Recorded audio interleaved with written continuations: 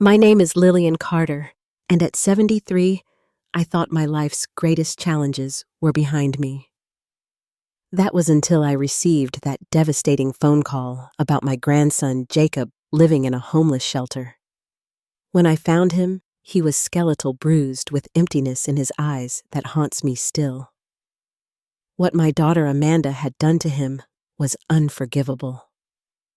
Little did I know that 17 years later, Jacob would hold his mother's life in his skilled surgeon hands. Before I continue, tell me where you're watching from, and hit subscribe to hear this journey of healing and redemption. I never expected to start a new chapter of my life at 68. My days had settled into a comfortable routine in the small suburban town outside Boston, where I had spent 35 years teaching elementary school children. Retirement suited me well. Morning walks around the neighborhood, afternoon book club meetings, and occasional volunteering at the local library. My modest two-bedroom home felt just right for a widow whose children had long ago flown the nest. That winter morning began like any other.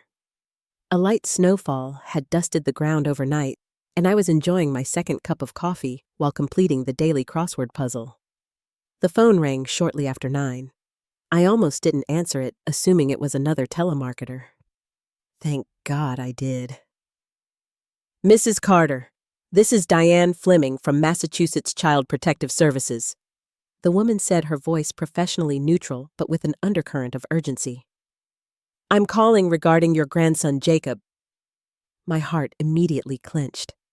I hadn't seen Jacob in nearly 7 years, not since my daughter Amanda abruptly cut off contact when he was just 8 years old.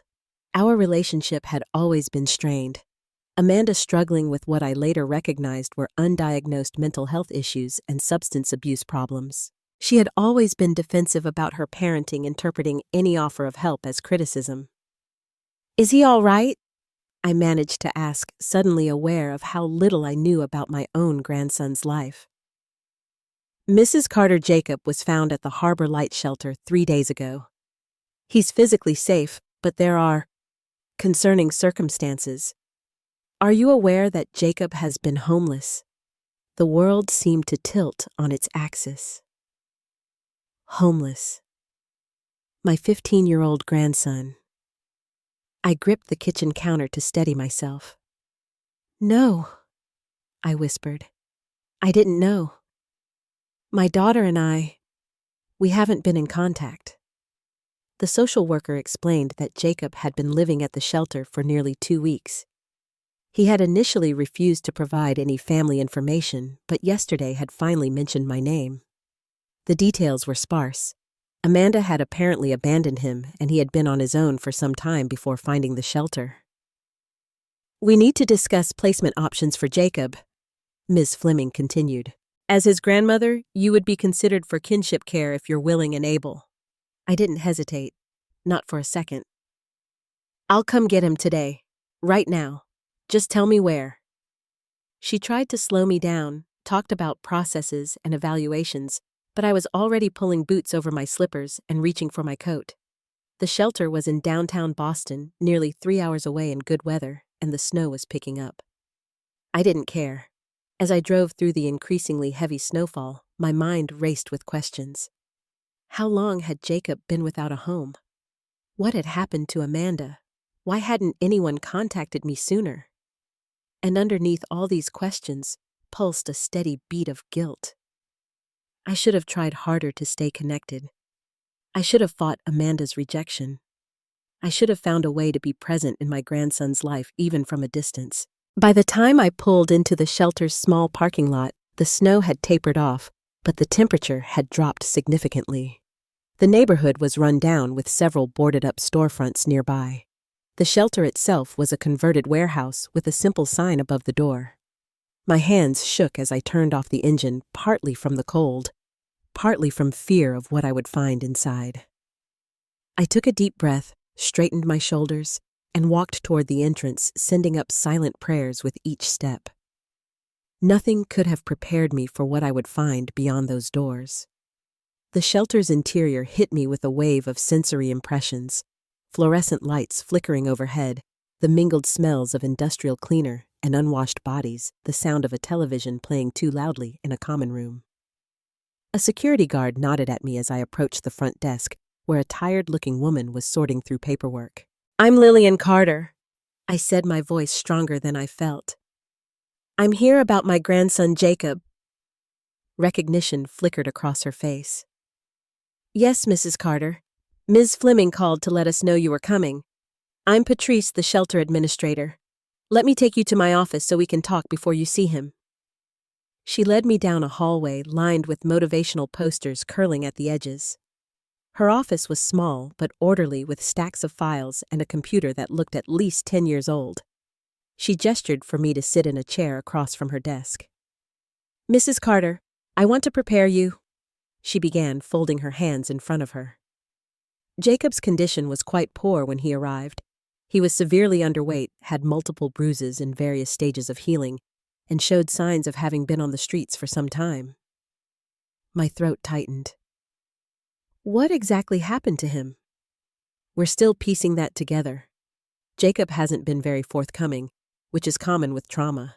What we do know is that he was living in a motel with his mother and her boyfriend until approximately 3 weeks ago. There was some sort of altercation, and he ended up on the streets before finding us. "And my daughter, where is Amanda now?" Patrice shook her head. "We don't know. According to Jacob, she left with her boyfriend and didn't return. We've filed reports with the appropriate agencies, but there's been no trace of her." She pulled out a form. "If you're planning to take Jacob with you today, there's some paperwork you'll need to complete. Ms. Fleming will be following up with a home visit within the week." I signed everywhere she pointed, barely registering the words on the pages. All I could think about was seeing Jacob. "He's in the youth lounge," Patrice said, finally standing. "I should warn you, he may not be very receptive at first. Trust is a significant issue for him right now." She led me to a room at the end of another hallway. Through the small window in the door, I could see several teenagers scattered around a space furnished with mismatched sofas and chairs. And there, sitting alone by the window, was a boy I barely recognized. Jacob had always been small for his age, but the teenager I saw looked almost childlike in his thinness. His cheekbones protruded sharply, and dark circles ringed his eyes. His brown hair, which had always been so much like his grandfather's, hung limp and unwashed. He wore a t-shirt that hung from his shoulders, revealing arms covered in yellowing bruises. But it was his eyes that truly broke my heart. Flat, empty, like someone had extinguished the light behind them. Patrice knocked gently before opening the door. "Jacob, your grandmother is here." His head turned slowly toward us. There was no smile, no recognition, no emotion whatsoever as he looked at me. I fought the urge to rush across the room and envelop him in a hug, sensing that would be exactly the wrong approach. Instead, I walked carefully toward him and sat in a chair nearby, not too close. "Hello, Jacob. It's been a long time." He stared at me for a long moment before speaking, his voice cracking slightly. "Why are you here?" "Because you're my grandson," I answered simply. "And you need somewhere safe to go." A shelter worker approached us quietly. "Jacob has been a model resident," she told me, but then lowered her voice. "We've been concerned about his physical state. He arrived with infected blisters on his feet, signs of malnutrition, and those bruises. The doctor who examined him suspected prolonged physical abuse." Jacob stared at his hands while she spoke, as if we were discussing someone else entirely. I turned back to him. "Jacob, I'd like you to come home with me. You'd have your own room, a quiet place to recover." When he didn't respond, I added, "You would never have to see your mother again if you don't want to." His eyes flicked up at that, the first real response I'd gotten. After a long pause, he gave a barely perceptible nod. It took less than 20 minutes for Jacob to gather his belongings. Everything he owned now fit into a small backpack. The shelter provided a winter coat that was too large for his frame and a pair of barely used sneakers that actually fit. I signed the final forms, promised to stay in touch with Ms. Fleming, and then we were walking to my car through the gray afternoon light. The drive home was silent. Jacob stared out the passenger window, flinching slightly whenever I made a sudden movement. I kept the radio off and drove as smoothly as possible, stealing glances at my grandson's profile. How had things gone so terribly wrong for him? What had Amanda done?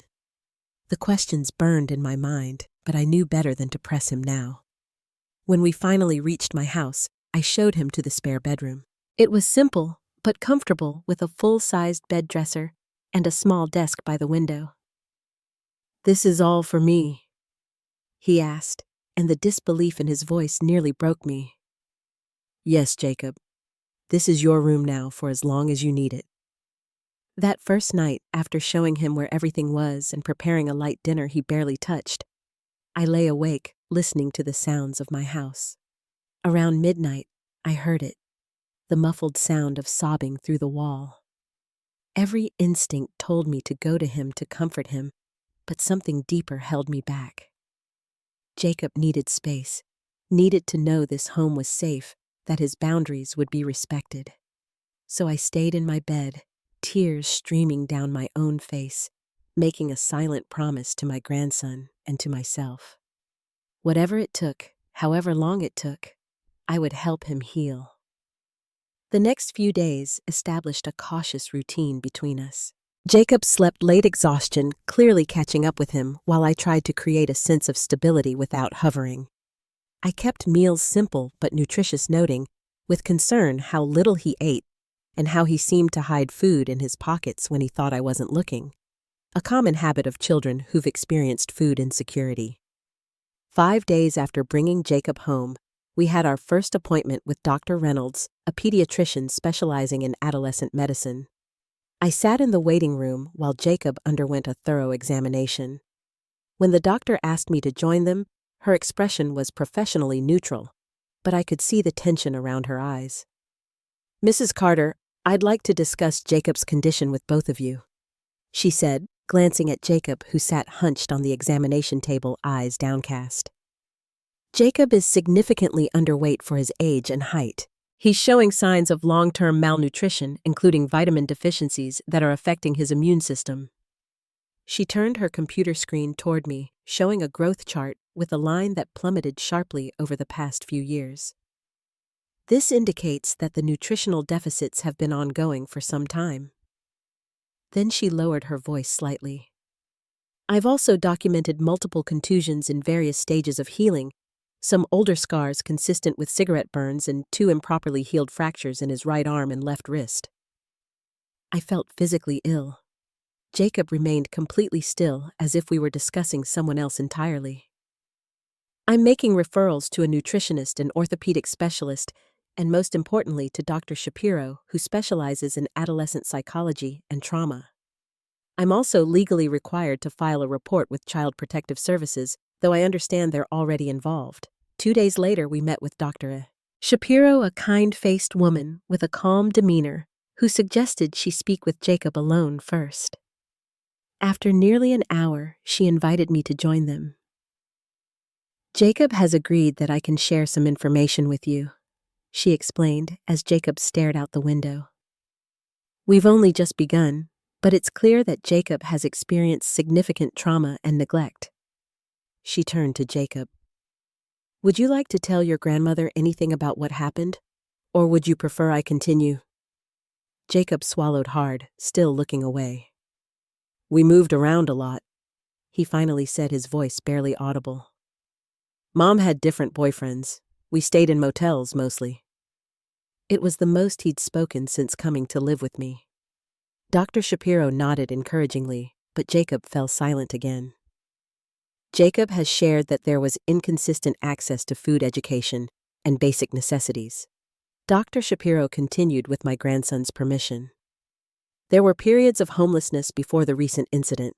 Later that week, 2 police officers came to the house to interview Jacob about his mother's disappearance and the circumstances leading to his homelessness. I sat with him in the living room as he answered their questions in monosyllables. "We've had Amanda Carter in our system for several years. one officer told me privately while his partner continued speaking gently with Jacob. Multiple arrests for drug possession, suspected prostitution, and domestic disturbances. There were 3 child welfare investigations, but somehow the case kept getting closed, without resolution. The system had failed my grandson repeatedly. Over the next few weeks, during sessions with Dr. Shapiro, Jacob began to reveal more details about his life with Amanda. How they'd moved from motel to motel across several states. How his mother's boyfriends would sometimes pay rent by giving him odd jobs that often turned into excuses for abuse. How he'd tried to attend school when possible, but had missed more days than he'd attended. Then came the day Jacob finally told me what had happened the night he ended up on the streets. We were sitting at the kitchen table working on a simple puzzle Dr. Shapiro had suggested as a non-threatening activity we could do together. Without looking up, Jacob suddenly spoke. Mom's boyfriend Tim was hitting her, again, but this time it was really bad. His fingers worked methodically, fitting pieces together. I tried to stop him. I grabbed his arm and he threw me against the wall. Mom screamed at me, told me I was making everything worse. I held my breath, afraid that speaking might cause him to retreat back into silence. They left to get more drugs, said they'd be back in an hour. The puzzle piece in his hand snapped from the pressure of his grip. I waited 3 days. They never came back. The motel manager kicked me out when the room payment expired. A week later, during a private meeting with Dr. Shapiro, while Jacob was meeting with a tutor to assess his educational needs, she shared more disturbing information. Jacob has disclosed that Amanda often used him to manipulate men for money. She would present him as her sickly brother or son, creating elaborate stories about needing funds for his medical care. I covered my mouth, tears filling my eyes. There's more, Mrs. Carter, and it's difficult to hear. Jacob has indicated that at least 2 of Amanda's boyfriends physically abused him. And Amanda herself told him repeatedly that he was worthless, that he would never amount to anything, that he was the reason her life had gone wrong. That night, after Jacob had gone to bed, I sat in my living room in the dark, wrestling with overwhelming guilt and rage. How could my daughter have done this to her own son? How could I have let things deteriorate to the point where I didn't even know my grandson was suffering? The weight of these questions kept me awake until dawn, but by morning I had made a decision. I would seek legal custody of Jacob, and I would dedicate whatever years I had left to helping him heal. The legal process to obtain custody of Jacob took months, a labyrinth of paperwork, home visits, court appearances, and evaluations. Amanda never showed up for any of the hearings, though efforts were made to locate her. The court investigator's report painted a grim picture of Jacob's life, with his mother reinforcing my determination to create a stable home for him. Meanwhile, Jacob faced the challenge of returning to formal education. Given his spotty school attendance over the years, we worked with the local high school to create a specialized program. Testing revealed that despite the educational gaps, Jacob was remarkably intelligent with a particular aptitude for science. He's actually performing at or above grade level in most subjects, his counselor told me, amazed. It appears he taught himself whenever possible, using library books and online resources when available. Still, integrating into a normal high school environment proved difficult. Jacob kept to himself, avoiding questions about his past or family. The first time someone asked about the fading bruises still visible on his arms, he had a panic attack so severe I had to pick him up from school. Dr. Shapiro suggested a trauma-informed therapist who specialized in working with adolescents. Dr. Lewis, a calm, straightforward man in his 40s, connected with Jacob in a way previous therapists hadn't. They met twice weekly, and though Jacob never shared the details of those sessions, I began to notice subtle changes. Fewer nightmares, less flinching at sudden movements, occasional eye contact. The nights remained the hardest time. Jacob's sleep was frequently interrupted by nightmares that left him gasping and disoriented. I developed a routine of making chamomile tea when I heard him cry out gently, knocking on his door, and sitting with him in silence until his breathing steadied. 6 months after Jacob came to live with me, I noticed him examining an old medical textbook from my late husband's bookshelf. My husband had been a family physician before his death 10 years earlier, and his medical books had remained untouched since then. "Your grandfather was a doctor," I said, approaching carefully. "He loved his work, said there was nothing more rewarding than helping people when they needed it most." Jacob nodded, continuing to flip through the anatomical diagrams. "Did he ever work in an emergency room?" "For several years when he was just starting out. He used to tell the most incredible stories about the cases he saw." Something shifted in Jacob's expression, a spark of genuine interest that I hadn't seen before. Building on this small opening, I contacted an old friend who worked as a nurse administrator at the university hospital. "We have a tour program for high school students interested in medical careers," she told me. "It's usually for seniors, but I can make an exception for Jacob." The day of the hospital tour marked the first time I saw Jacob truly engaged with the world around him. As the group moved through the various departments, he asked thoughtful questions about procedures and equipment. But it was when they reached the emergency department that I saw something remarkable. Jacob was listening with complete attention, his eyes following the coordinated movements of the trauma team working to stabilize a car accident victim. "The ER doctors," he said quietly on our drive home. "They fix people when they're broken, at their worst moment." "Yes," I agreed, trying to contain my excitement at this small breakthrough. "That's exactly what they do." The following week, Mr. Anderson Jacob's science teacher called me. "Mrs. Carter, I wanted to let you know about Jacob's performance on our recent biology assessment. He scored higher than anyone in the class. The boy has a natural aptitude for understanding biological systems. Have you considered encouraging this interest?" Mr. Anderson became an unexpected ally, providing Jacob with additional reading materials and occasionally staying after school to discuss topics beyond the curriculum. Under his mentorship, Jacob began to focus his energy on academics, particularly sciences. The first time I heard Jacob laugh, truly laugh, was nearly 8 months after he came to live with me. He had been studying for a biology test at the kitchen table when I brought him a sandwich. "Did you know," he said, looking up from his textbook, "that the human body contains enough fat to make 7 bars of soap?" "I did not know that," I replied, surprised by the random fact. "That's rather macabre, isn't it?"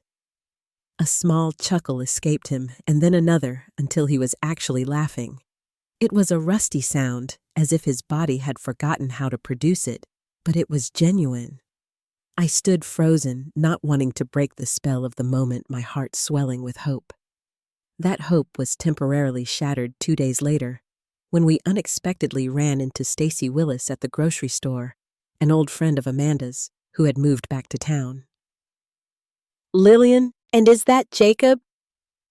My goodness, you've grown up," she exclaimed, studying him with obvious curiosity, then turning to me.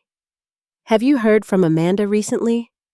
Last I knew, she was living with some guy in Arizona. Such a shame what happened with her. Always had such potential." Jacob had gone completely rigid beside me, his face draining of color. I made our excuses quickly and ushered him out to the car, where he sat silently staring straight ahead. "Jacob," I said gently, "what she said doesn't change anything about our situation. You're safe now." "She always told me I was just like her," he whispered, still staring forward. "That I'd end up the same way." "No," I said firmly, turning in my seat to face him directly. "You are your own person, Jacob. You get to decide who you become, and from what I've seen these past months, you're becoming someone extraordinary." His eyes finally met mine, filled with a determination I hadn't seen before. "I'm going to prove her wrong," he said quietly. "I'm going to be everything she said I couldn't be." From that day forward, Jacob approached his studies with renewed purpose. The transformation wasn't miraculous or overnight. He still struggled with trust, still had nightmares, still worked through issues in therapy. But there was a direction to his efforts now, a goal taking shape that gave meaning to his daily struggles. By the end of his sophomore year, Jacob had not only caught up academically, but had moved into advanced courses. His science teachers spoke of his potential in glowing terms, and for the first time, I allowed myself to believe that despite everything, my grandson might not just survive his traumatic childhood, he might transcend it. 3 years after I brought Jacob home from the shelter, I sat in the high school auditorium, watching my grandson walk to the podium as valedictorian of his graduating class. At 18, he had grown into a lanky young man with serious eyes that still held shadows of his past, but now also reflected purpose and determination. Life rarely follows the path we expect. He began, his voice steady as he addressed his classmates and their families. Some of us have faced obstacles that seemed insurmountable. Moments where the next step forward wasn't just difficult, it seemed impossible. He didn't specifically mention his own experiences, maintaining the privacy he still guarded carefully, but the underlying authenticity of his words resonated throughout the hall. What I've learned is that resilience isn't about never falling. It's about rising again, even when you're not sure you can. It's about finding one person who believes in you when you can't believe in yourself. His eyes found mine in the audience, and I blinked back tears. And it's about deciding that your past experiences will inform your future, but not dictate it. Each of us has the power to define our own path forward. Later that evening, over a celebratory dinner at his favorite restaurant, Jacob handed me an envelope. Inside was his acceptance letter to Northeastern University, with a full academic scholarship to study pre-medicine. "I couldn't have done this without you, Grandma," he said, using the term of endearment he had only recently begun to adopt. "You did the hard work, Jacob. I just provided the safe space for you to do it." He shook his head. "You did much more than that. You showed me what it means to be there for someone unconditionally. I want to do that for others. I want to be an emergency medicine doctor, to help people on their worst days when they're broken and scared just like I was." The conviction in his voice brought fresh tears to my eyes. This was no passing interest, but a calling born from his own trauma, a desire to transform his pain into purpose. The following month, I made the difficult decision to sell my house. The university was over an hour away from our current home, and though Jacob insisted he would be fine in the dorms, I couldn't bear the thought of him facing another major life transition without support nearby. "You don't have to do this," he protested when I told him my plans to find an apartment closer to his campus. "I know I don't have to," I replied. "I want to. I'm not ready to stop being your grandmother yet." The truth was more complicated than that. Jacob had become my purpose too.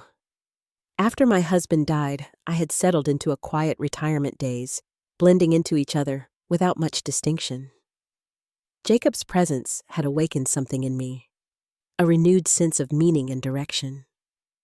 We found a modest 2-bedroom apartment in a quiet neighborhood just 15 minutes from campus. Jacob insisted on working part-time at the university bookstore to contribute to expenses despite my assurances that his focus should be on his studies. "I need to do this," he explained. "I need to know I can take care of myself." Understanding his need for independence, I didn't push the issue. By his sophomore year, he had secured a position as a research assistant in the biology department, and by junior year, he was working part-time as a hospital orderly, gaining valuable clinical experience while maintaining an impressive GPA. Around this time, I began experiencing concerning health symptoms: unusual fatigue, persistent pain in my joints, occasional dizziness. Doctors eventually diagnosed me with rheumatoid arthritis, a manageable but chronic condition that would require ongoing treatment. I decided not to share the diagnosis with Jacob immediately, not wanting to distract him from his studies and the medical school applications he was preparing. The day Jacob received his acceptance to Boston University School of Medicine was one of the proudest of my life. The scholarship that accompanied it was a testament to his exceptional academic performance and compelling personal essays about overcoming adversity to pursue a medical career. Dr. Shapiro helped me with the personal statement, he admitted. She said my story could help the admissions committee understand why I'd make a compassionate doctor. The white coat ceremony marking Jacob's official entry into medical school brought back memories of his grandfather, who would have been overwhelmed with pride to see his grandson following in his footsteps. As Jacob stood with his classmates reciting the Hippocratic Oath with solemn intensity, I thought about how far he had come from that skeletal, bruised teenager I had found at the shelter. Throughout these years, we occasionally heard rumors about Amanda. A former neighbor spotted her working at a casino in Nevada. Her old friend Stacy mentioned she'd been arrested for drug possession in California. Each time news reached us, Jacob would grow quiet for days afterward, processing feelings he still struggled to articulate. "I don't want to know anymore," he finally told me during his second year of medical school. "I need to focus on becoming who I'm meant to be, not dwelling on who she chose to be." I respected his wishes, though I privately kept a folder of any information that came my way, thinking there might come a day when he would want to know. Jacob's years in medical school were marked by intense study and growing confidence. His professors consistently praised not just his academic abilities, but his exceptional bedside manner with patients. "Your grandson has a rare gift," his clinical supervisor told me when I attended a parents' weekend event. "Some students have the intelligence for medicine, others have the empathy, but few have both in such abundance. He seems to instinctively understand what patients need, especially those who are traumatized or frightened." By his final year of medical school, Jacob had decided to specialize in trauma surgery, completing rotations in some of the busiest emergency departments in Boston. He thrived in the high-pressure environment, his calm focus a stark contrast to the chaos often surrounding him. "There's something powerful about being the steady presence in someone's worst moment," he told me. "About being able to say, 'I see your pain, and I'm here to help you through it.'" When Jacob matched with Boston Medical Center for his residency, one of the most competitive trauma programs in the country, we celebrated with a small dinner at our apartment. Now 27, Jacob had grown into a thoughtful, compassionate young man who carried his past not as a burden, but as the foundation for his calling. The residency years were grueling, 100-hour work weeks, on-call shifts that stretched his endurance to its limits, the emotional toll of losing patients despite his best efforts. Through it all, Jacob maintained the resilience he had been building since that first day I brought him home from the shelter. By the time he was 32, Dr. Jacob Carter had become a respected attending physician in the trauma department at Boston Medical Center. His colleagues valued his surgical skill, and his patients trusted his compassionate approach. He had published research on trauma care for vulnerable populations and volunteered monthly at a clinic serving homeless youth. I had moved to a comfortable apartment in a senior living community nearby, my arthritis making independent living increasingly challenging. Jacob visited regularly, checking my medications and making sure I was following my treatment plan with the same attentiveness he showed his patients. "You fuss too much," I would tell him, though secretly I treasured his concern. "Just returning the favor," he would reply with the small smile that had become more frequent over the years. The evening everything changed began ordinarily enough. Jacob had come over for dinner to celebrate receiving a humanitarian award from the hospital for his work with homeless youth. I had prepared his favorite meal, and we were enjoying a rare moment of uninterrupted time together when his phone rang. His expression turned serious as he listened to the caller. "I'll be right there," he said, already standing up. "Multiple traumas coming in from a domestic violence situation. Critical condition. I need to go." I waved him off. "Go. Save lives. We can finish celebrating another time." He kissed my cheek before rushing out, leaving me to clear the half-eaten meal and wonder not for the first time at the remarkable man my grandson had become. It was nearly midnight when my phone rang, startling me awake in my chair, where I had dozed off watching television. "Grandma?" Jacob's voice sounded strange, strained, and somehow younger than his 32 years. "Jacob, what is it? What's wrong?" "I need you to come to the hospital." A pause, then, "Please." The urgency in his voice alarmed me. "Are you hurt? What's happened?" "I'm not hurt. I can't explain over the phone. Can you get a taxi? Come to the ER and ask for me." Worried and confused, I agreed, throwing on clothes and calling for a taxi despite the late hour. The ride to the hospital seemed interminable, my mind racing with possibilities. Had something happened to one of his colleagues? Had he lost a patient that affected him particularly hard?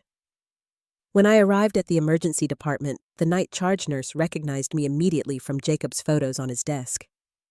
"Dr. Carter is in his office." "Mrs. Carter, he asked that you be brought back right away."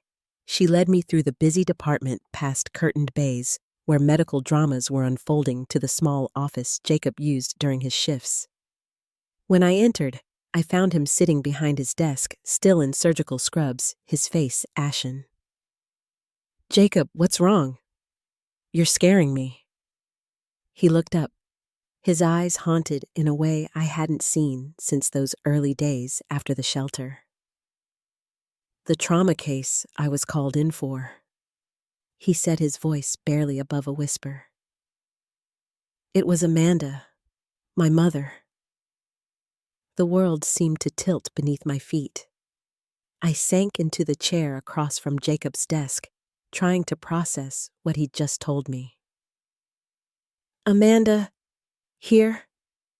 How is that possible?" Jacob ran a hand through his hair, a gesture reminiscent of his teenage years when he was struggling with difficult emotions. "She was brought in as a Jane Doe, severely beaten. Multiple facial fractures, internal bleeding, possible traumatic brain injury. I didn't recognize her at first. Her face was..." He swallowed hard. "But when the nurses were documenting her belongings, they found her ID. Amanda Carter, age 52. I reached across the desk to take his hand.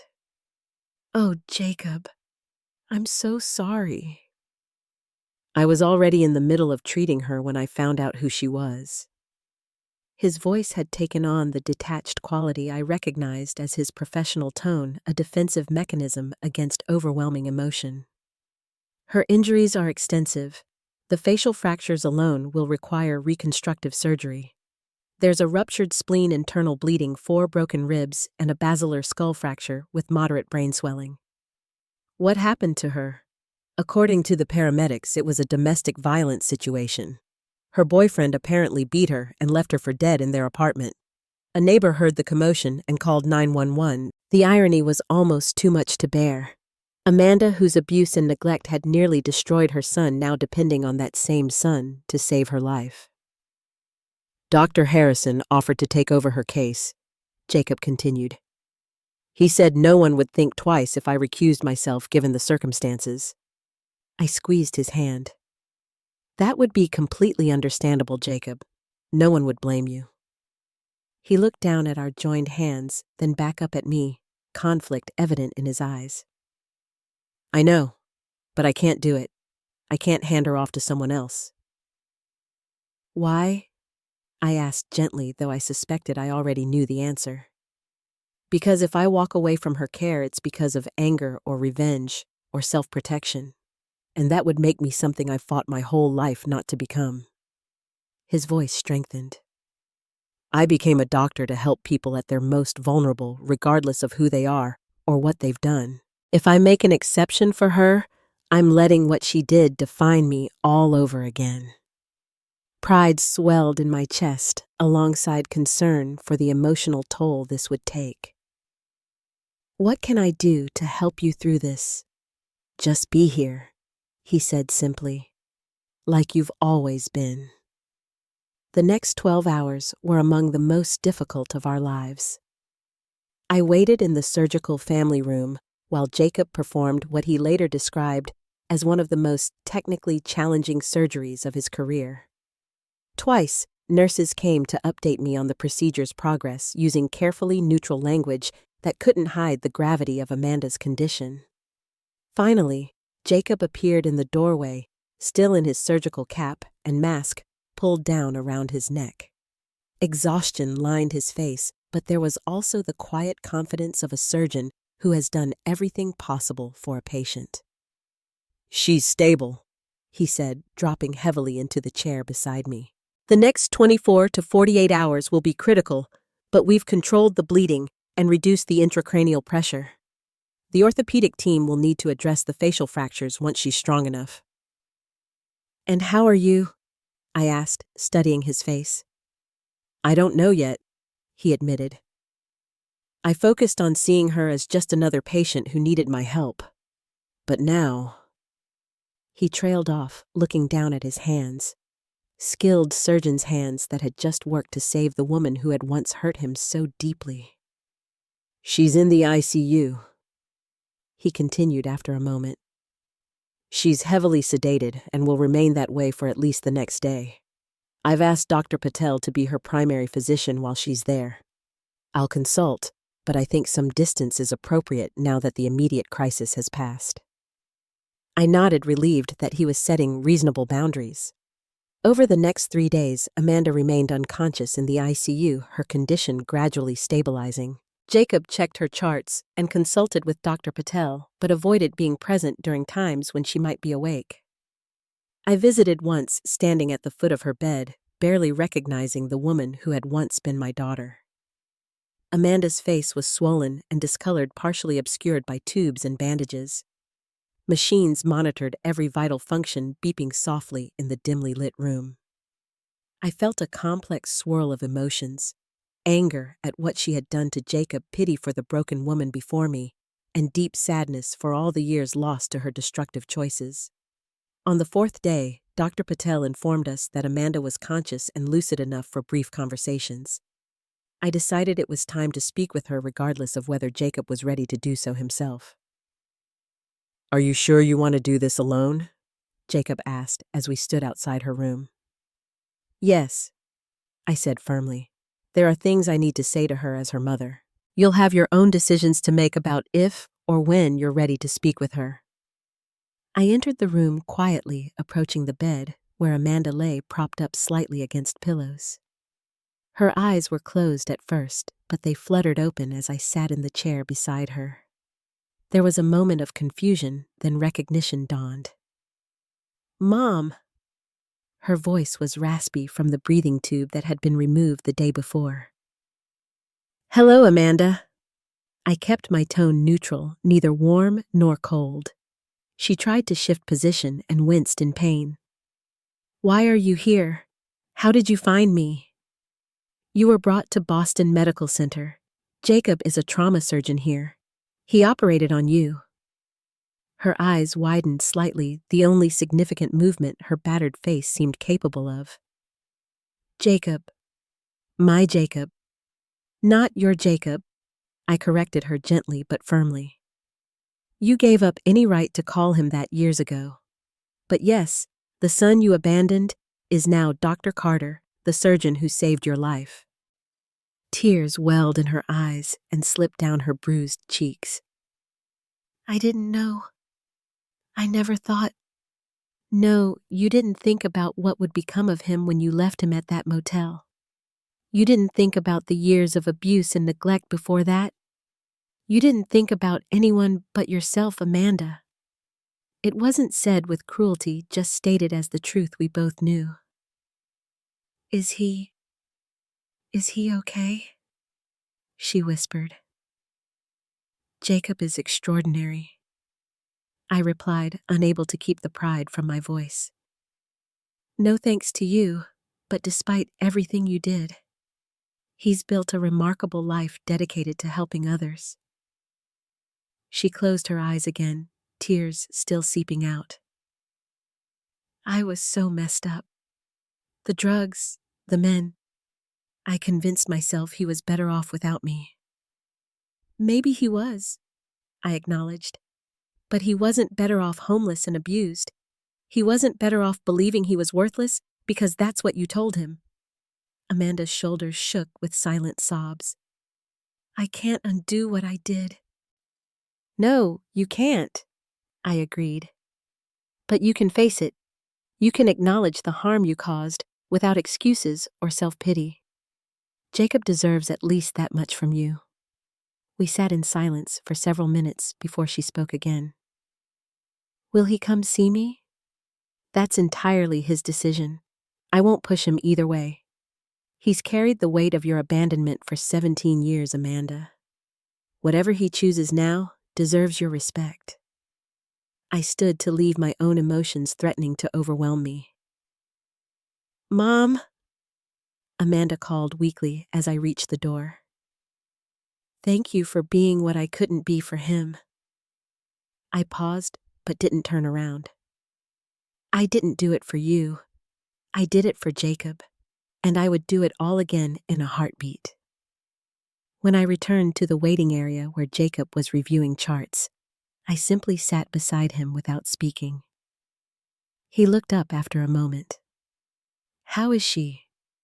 Physically about what you'd expect. Emotionally, coming to terms with some hard truths. He nodded, returning to his charts. Several minutes passed before he spoke again. I think I need to see her before she's discharged. Not for her sake, but for mine. The next day, Jacob asked me to wait outside while he visited Amanda's room. I sat in the family lounge anxiously watching the clock as 5 minutes stretched to 10, then 20. When he finally emerged, his expression was composed but thoughtful. What did you say to her?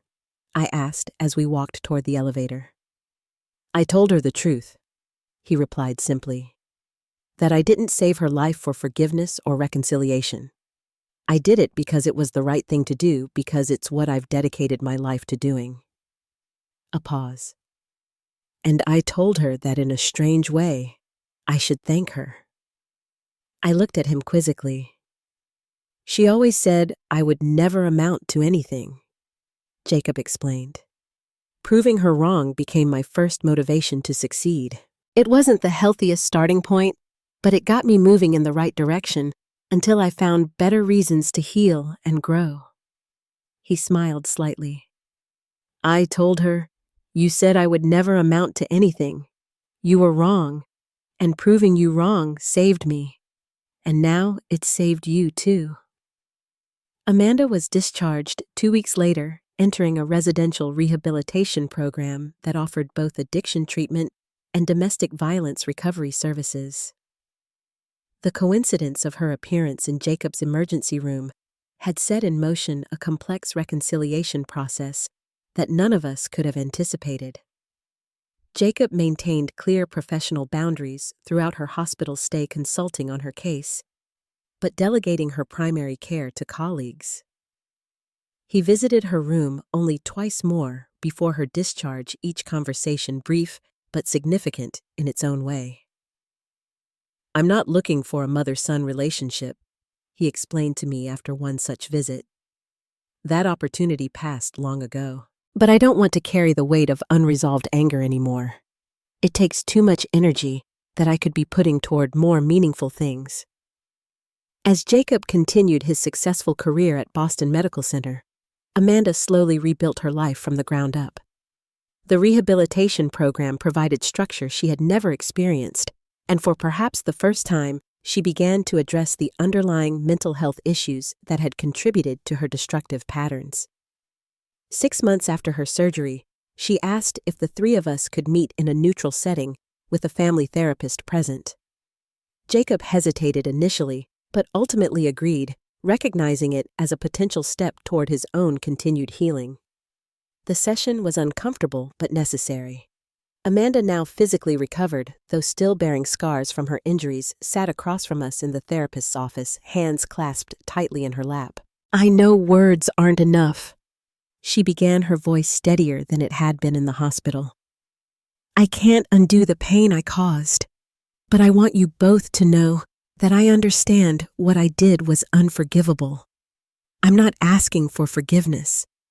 I'm just trying to be accountable." The therapist guided us through a structured conversation where painful truths were spoken aloud, perhaps for the first time. Jacob described the impact of her abuse and abandonment with a clinical detachment that I knew masked deeper emotions. Amanda listened without interrupting or making excuses, tears streaming down her face. "I believed what you told me for years," Jacob said at one point. "That I was worthless, that I would never amount to anything. It wasn't until Grandma showed me what unconditional support actually looked like that I could start to question that narrative." Amanda nodded, accepting his words. "I was repeating what was said to me as a child. It doesn't excuse it, but maybe it helps explain it. I didn't have someone like your grandmother to break that cycle for me." It wasn't a dramatic reconciliation with tearful embraces or instant forgiveness. It was messy and painful and incomplete. But it was honest, and in that honesty lay the possibility of healing for all of us. As Amanda progressed in her recovery program, Jacob channeled his experiences into creating a foundation for abused and neglected children with medical aspirations. The Carter Foundation provided scholarships, mentoring, and support services designed to help young people transform their trauma into purposeful careers in healthcare. "No one should have to overcome what you did to succeed," I told him when he first shared his vision for the foundation. "No," he agreed. "But the reality is that many children do face those obstacles. If I can use my story to create a path for them, then something meaningful has come from the pain." A year after her hospitalization, Amanda made her first small contribution to the foundation, $20 sent with a note that read simply, "For someone who needs to know they matter." Jacob accepted the donation without comment, but I noticed he kept the note in his desk drawer. At a foundation fundraising gala in its second year, Jacob gave a speech that brought the audience to their feet. Without sharing the specific details of his personal history, he spoke powerfully about resilience and transformation. "We are not defined by what was done to us," he concluded, "but by what we choose to do with our lives. Every child deserves the chance to make that choice from a place of safety and support, not from desperation and survival." From the back of the ballroom, I noticed Amanda standing alone, having slipped in quietly without Jacob's knowledge. She didn't approach him afterward, respecting the boundaries he had established. But I saw the pride in her eyes as she watched her son from a distance. 5 years after the night Amanda was rushed into Jacob's emergency room, much had changed in all our lives. Jacob was now heading the trauma department at Boston Medical Center, recognized nationally for innovations in treating vulnerable populations. I had moved into an assisted living facility as my arthritis progressively limited my mobility, though I remained mentally sharp and deeply engaged in Jacob's life.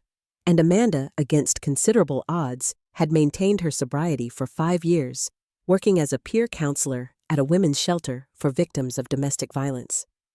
Her relationship with Jacob remained complicated, but had evolved into a careful, distant civility. When Jacob invited both of us to dinner to share some news, it marked the first time we had all sat at a table together in over 2 decades. The conversation was stilted at first, focused on neutral topics like the unseasonably warm weather and a new restaurant that had opened downtown. Then Jacob cleared his throat, reaching for the hand of Sophia, the pediatric nurse he had been dating for the past 2 years.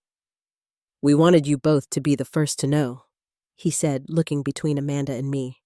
"We're engaged, and—" he smiled at Sophia, who nodded encouragingly. "We're expecting a baby.